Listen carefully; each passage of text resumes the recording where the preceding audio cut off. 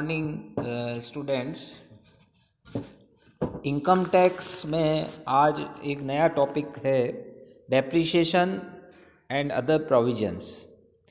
जब किसी भी व्यवसाय या व्यापार की आय, जो कि अगला शीर्षक अपना होगा, जब उसमें किसी व्यापार और व्यवसाय की आय ज्ञात करेंगे तो उन व्यवसायों में जो संपत्तियां काम आती है उन पर डेप्रिसिएशन का प्रावधान है, क्योंकि लाभों में से डेप्रिसिएशन घटाने से प्रॉफिट जो है कम होते हैं।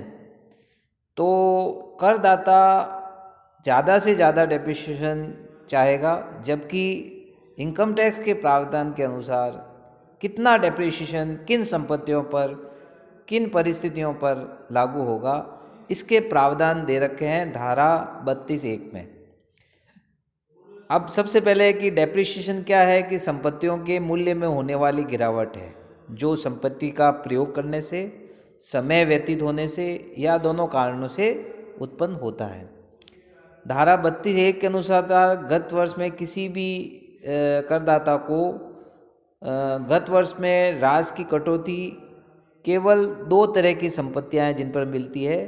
टेंजिबल एसेट्स, इसमें बिल्डिंग, फर्नीचर, मशीन, प्लांट आते हैं, और इनटेंजिबल एसेट जिसमें patents, copyright, trademark, licence, franchises और टेक्निकल नो हाउ शामिल होते हैं, जिन पर एक मुश्त व्यय किया गया हो।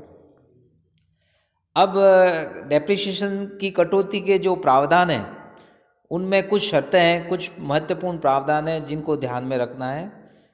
करदाता संपत्ति का स्वामी हो। डेप्रिसिएशन की कटौती तभी मिलती है जब संपत्ति का वास्तविक स्वामी करदाता हो। अगर उसने किराए पर ली है या लीज पर ली है तो उसको डेप्रिसिएशन की कटौती नहीं मिलेगी।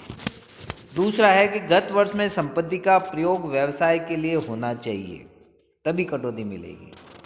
तीसरा है कि संपत्ति का व्यवसाय के साथ निजी उपयोग। अगर करदाता संपत्ति का निजी प्रयोग करता है तो उसको व्यवसाय की आय में से डेप्रिसिएशन की कटौती नहीं मिलेगी। लेकिन यदि वो संपत्ति का प्रयोग निजी और व्यापार दोनों के लिए कर रहा है तो ऐसी स्थिति में संपत्ति का जो डेप्रिसिएशन है उसकी कटौती अनुपात में मिलेगी, यानी जिस अनुपात में आयकर अधिकारी की राय में संपत्ति का प्रयोग व्यवसाय के लिए हुआ है उतना हिस्सा ही कटौती में मिलेगा। लेकिन अगर कोई संपत्ति पूर्ण रूप से व्यवसाय में ही काम आ रही है तो उसकी कटौती पूर्ण रूप से मिलेगी व्यवसाय की आय में से।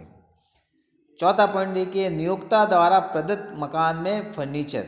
यदि नियोक्ता किसी कर्मचारी को व्यवसाय के हित में निःशुल्क रहने के मकान और उसमें फर्नीचर आदि की सुविधा देता है तो यह संपत्ति का व्यवसाय के लिए प्रयोग माना जाएगा और उस पर राशि की कटौती मिलेगी।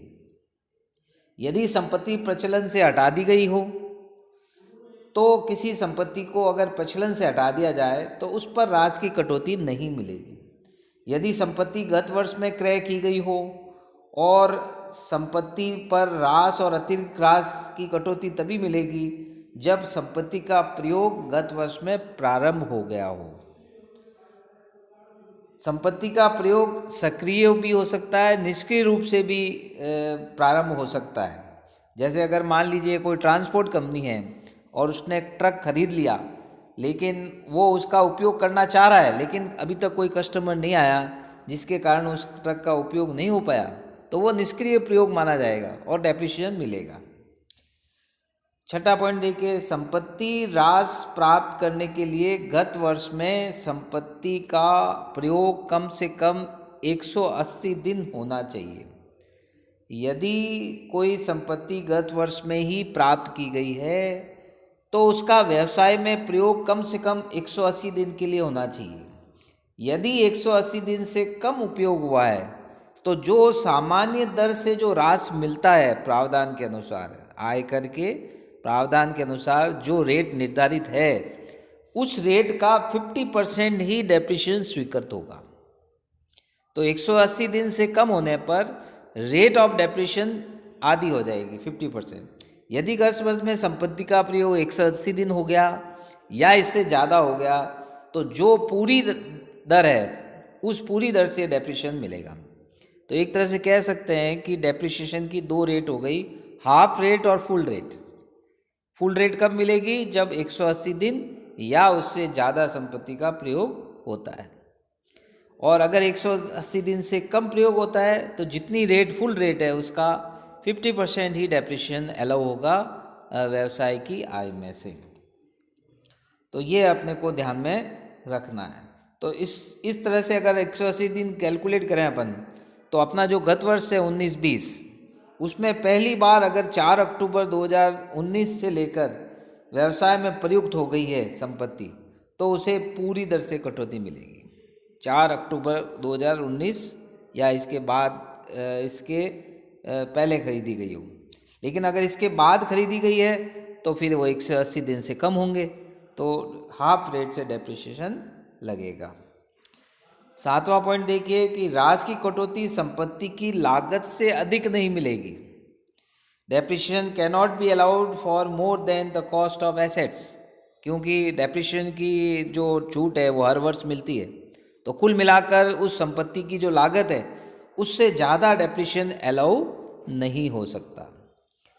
यदि वित्तीय लेखों में राशि का प्रावधान नहीं किया गया हो तो भी डेप्रिसिएशन की कटौती मिलेगी।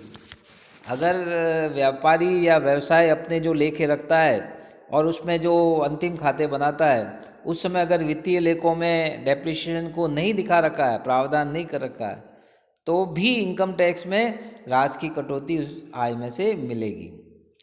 यदि संपत्ति बेच दी जाए तो पहले आना पहले जाने विधि लागू होगी। जब कोई भी गत वर्ष में कोई संपत्ति बेचते हैं, क्योंकि अलग अलग तिथियों को संपत्तियां खरीदी हुई होती है, तो वो कौन सी संपत्ति को बेचा है, क्योंकि संपत्तियों के समूह बनाकर डेप्रिसिएशन लगाया जाता है, तो ये पता नहीं चलता है कि वास्तविक जो संपत्ति है वो जो बेच रहे हैं वो कौन सी है।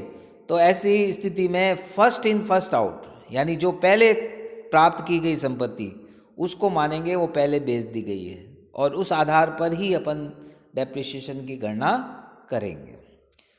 10वां पॉइंट देखिए, सबसे इम्पोर्टेंट है कि राशि संपत्तियों के समूह के आधार पर मिलेगा। आयकर नियम 5 में परिशिष्ट फर्स्ट में विभिन्न प्रकार की संपत्तियों के डेप्रिसिएशन की डिफरेंट रेट दी गई है। संपत्ति के अनुसार रेट है। डेप्रिसिएशन की कटौती प्रत्येक प्रकार की संपत्तियों पर अलग अलग नहीं दी जाती है, बल्कि एक जैसी संपत्तियों का समूह बना लिया जाता है। यानी जो एक जैसी रेट की जो संपत्तियां हैं उनका समूह बनाएंगे और डेप्रिसिएशन उस पर कैलकुलेट होगा। मूर्त संपत्तियों में सम्मिलित भवन के 3 समूह हैं, 3 तरह की अलग अलग रेट है। फर्नीचर के लिए एक ही तरह का समूह बनता है, एक ही रेट है, और प्लांट मशीन के लिए 4 समूह बनाए गए हैं। तो जबकि अमूर्त संपत्तियों का एक ही समूह होता है। तो अपन इस तरह से अलग अलग समूह बनाकर और डेप्रिसिएशन की गणना करेंगे। और जो आगे रेट भी दे रखी है वो इन ब्लॉक के अनुसार ही दे रखी है। जैसे फर्नीचर के बिल्डिंग के 3 ब्लॉक हैं, तो 3 रेट हैं अलग अलग। तो उन 3 रेट में किस रेट में कौन सी बिल्डिंग आएगी, ये इसका विवरण आगे चलकर अपन देखेंगे। तो कर निदान वर्ष 18-19 से यह प्रावधान किया गया है कि किसी भी संपत्ति पर अधिकतम 40% की दर से राशि स्वीकृत होगा। मैक्सिमम लिमिट जो है वो रेट 40% है। और भवन के तीसरे ब्लॉक में राशि की 100% पहले दी जाती थी, अब उसको 40 कर दिया है।